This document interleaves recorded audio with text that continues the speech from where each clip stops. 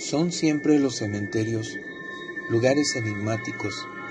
sitios en los cuales algunos afirman habitan las almas en pena,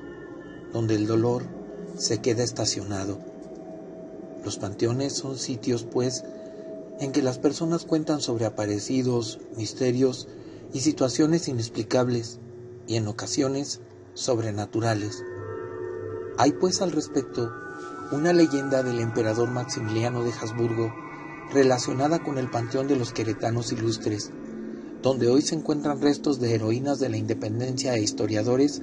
como la corregidora doña Josefa Ortiz de Domínguez. En su pasado, este panteón de los ilustres fue el cementerio del convento de la Cruz, lugar donde Maximiliano cayó prisionero por varios días antes de que fuera fusilado en el Cerro de las Campanas el 19 de junio de 1867. La leyenda dice así: se escuchaba terrible el nombre de sepulturero en voz de todos los del barrio que daban a Simón Fermín, el encargado del camposanto de la Cruz, aquel hombre sencillo que todas las mañanas salía de la humilde casa que tenía en las sinuosas calles del rumbo que dan al campo, vista al norte. Iba pues al camposanto encorvado bajo el peso de su pico y de su pala. Muchos de sus vecinos no intentaban dirigirle mucho la palabra, pues su oficio lo hacía ser rechazado a sus ojos, lo mismo entre los viejos que entre los pequeños. Simón Fermín era pues un indígena humilde que se concentraba en su trabajo, pues sobre sus espaldas tenía la responsabilidad de una esposa y 2 hijas pequeñas, y no tenía tiempo para enterarse de los problemas en que se encontraba el país dividido, ni de un imperio europeo impuesto por conservadores, ni un gobierno llamado legítimo encabezado por Benito Juárez. Humilde y de costumbres sencillas,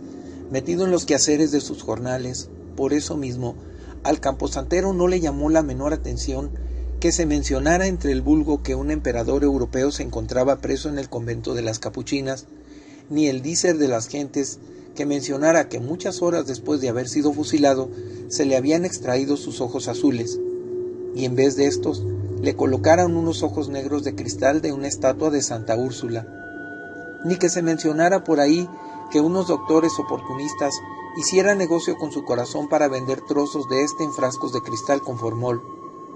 ni mucho menos que el rumor mencionase que el cuerpo de Maximiliano se encontraba mal embalsamado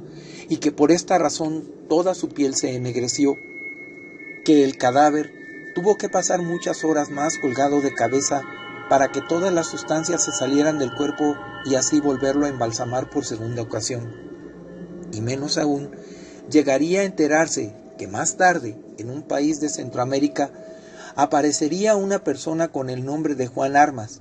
y aquel fusilamiento se convirtiera en otra leyenda que ya hemos narrado en este mismo canal.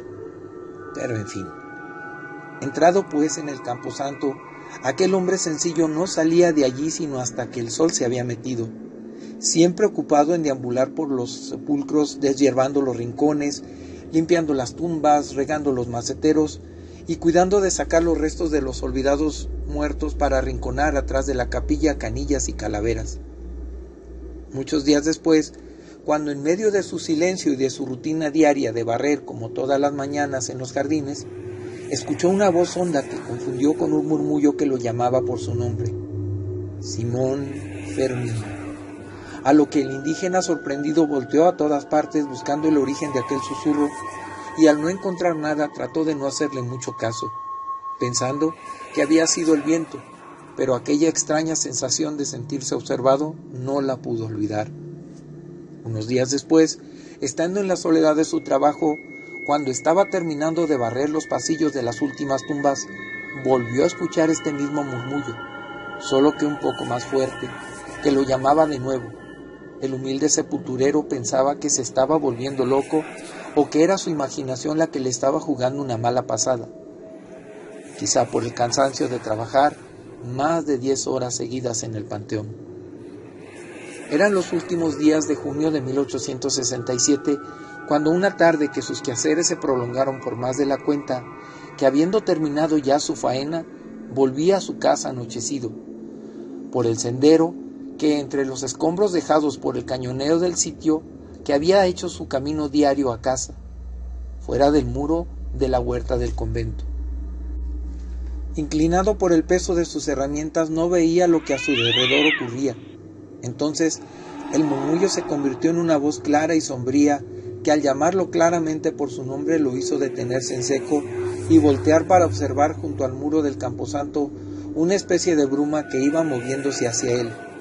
una sombra con el rostro indefinido, algo vago, confuso, detrás de él, que se acercaba lentamente más y más, como si viviera una pesadilla despierta. En medio de los nervios sus piernas se sintieron como hilachos y no tuvo fuerzas para poder correr, para poder moverse. Su voz se había extinguido y sentía un nudo en su garganta que le impedía hacer cualquier sonido. Un frío helado le empezó a recorrer el cuerpo, erizándole completamente el cabello y la piel. Cuando aquella sombra persistente estuvo frente a él, bañado en sudor, sintió que le faltó la respiración y entonces, ante sus ojos advirtió que esa insinuada sombra se convertía poco a poco en una translúcida figura de un hombre alto, barbado, joven y recto, bien vestido, del que decía luego que vio cómo hacía como sacar una bolsa de su chaleco, algo que le ofrecía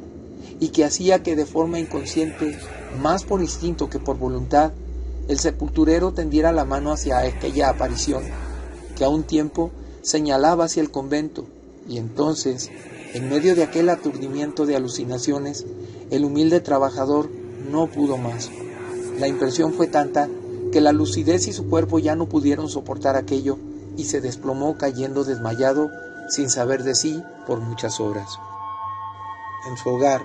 su esposa alarmada se acercó a los pocos amigos que frecuentaban. Se encontraban alarmados, pues era muy raro que él no hubiera regresado a su casa en toda la noche, argumentando que para esas horas era muy seguro que el convento y el panteón de Santa Cruz ya se encontrarían cerrados. Fue Pancho, el compadre del camposantero, a quien se le ocurrió decir que para salir de dudas lo mejor era ir hasta el propio panteón a ver si Simón Fermín de casualidad aún se encontraba ahí, trabajando. Pancho y un amigo decidieron ir a buscarlo hasta el cementerio a esas horas de la noche,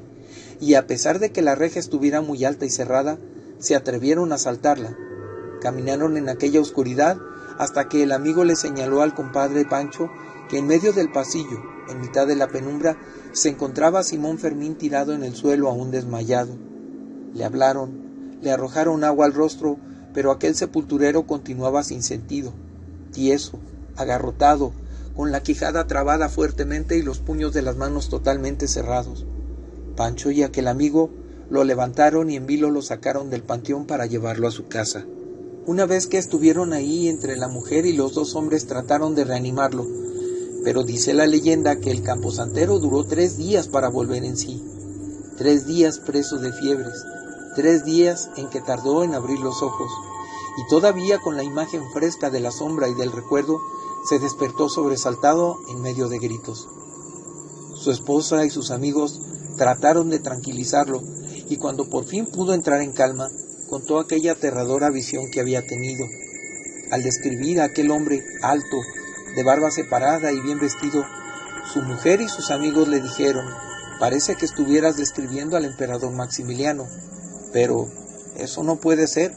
porque el emperador fue fusilado hace unos días», por lo que no le creyeron. Pero entonces, al ver que aún mantenía los puños cerrados con fuerza, fue Pancho, su compadre, el que se atrevió a preguntarle al enterrador que qué era lo que tenía guardado en su puño, a lo que el camposantero no entendió y se hizo consciente que era verdad, pues su puño aún se encontraba cerrado. Pero al abrir la mano y extender la palma, el asombro de todos fue mayor, pues en medio de su mano se encontraba una moneda brillante de oro de 14 quilates, un Maximiliano, una moneda acuñada por el emperador europeo.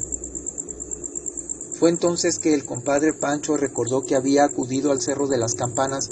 ese 19 de junio de ese año de 1867,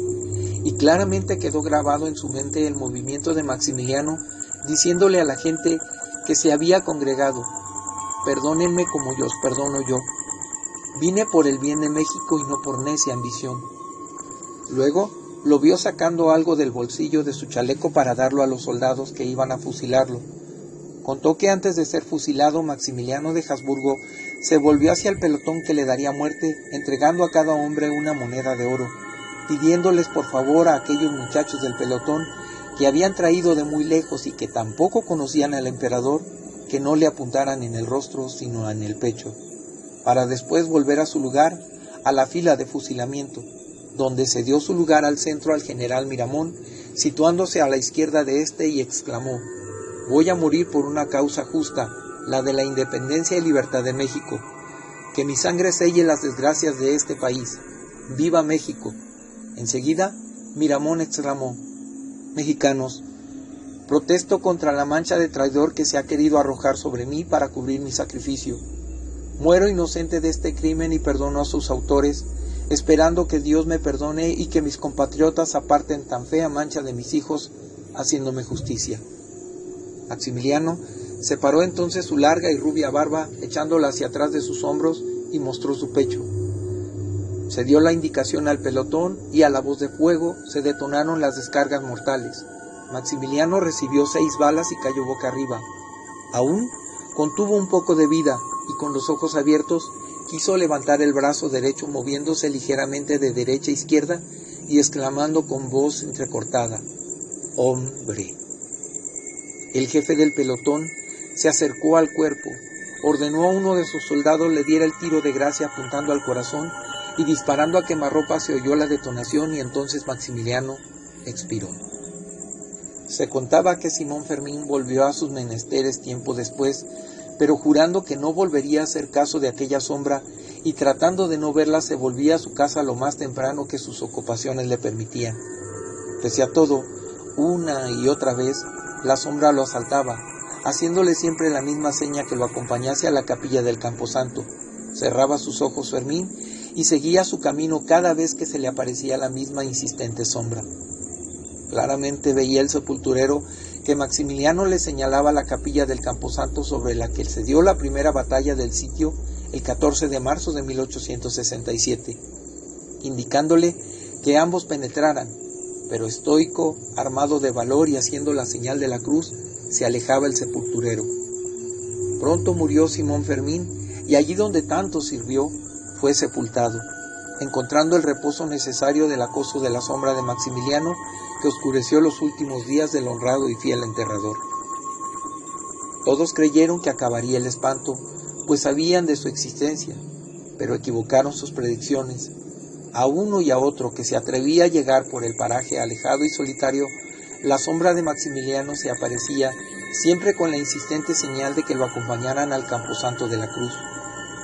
Todos se alejaban del lugar siniestro, orando y haciendo la señal de la cruz que los librara de la visión espantable de quien pretendió erigirse en monarca de los mexicanos. Moría el siglo XIX entre los vítores de alegría por la llegada del siglo XX, y continuaba aquella sombra ensombreciendo la vida de quienes osaban llegarse al apartado sitio. Tan desesperante era para los vecinos que se atrevían por el rumbo del Camposanto de la Cruz la presencia de la sombra,